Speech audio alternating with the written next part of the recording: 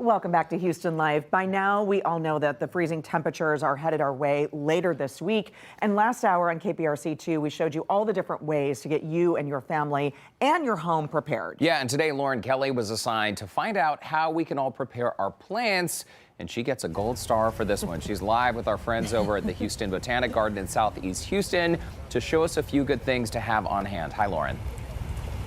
Now, the big question is, what do I cover? What doesn't need to be covered? And that's where we bring in the big guns. Brent Moon, you're the horticulture manager here at Houston Botanic Gardens. Thank you for giving us this information. You're welcome. We're really kind of just in time ahead of the freeze, right? Right. Yep, exactly. We got a few days notice, so it gives us time to get ready to get everything prepared and covered to protect as much as we can. As far as items, materials that people can go and grab now, what are we looking for?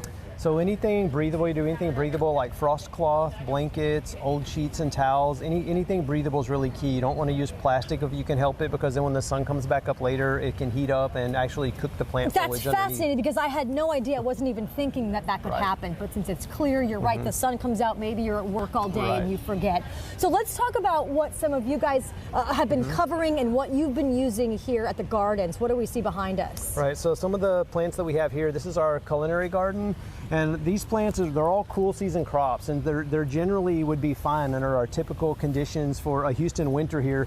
But because we've been so warm, and because of how quickly we're going to plunge and how long it's going to get cold and how cold it's going to get, those are all factors you have to think about. We're going to cover these out of an abundance of caution. We have things like broccoli, cauliflower, kale in these beds, and like I said, typically they would be fine, but we just want to take a little extra precaution and cover them so we don't lose them. There was a fascinating fact that I read you guys had sent over, that you can use iridescent, am I getting that right? Incandescent Christmas lights. There we go. How do you use those Christmas lights to help protect your plants? So you could put, you see the covering that our staff's putting under here. You could actually put Christmas lights through there, or if you have the trunk of maybe something, say a banana, something that's marginally hardy, you would wrap it around the pseudostem, and just the little extra bit of heat that's given off by the bulbs sometimes is enough just to provide that extra bit of heat to help get them through the cold period. The extra mulch you were talking about, maybe putting it by bases, and also tell me about watering around the area right now ahead of the freeze. So it's always good to water the soil, or if you have potted plants, water all that before, because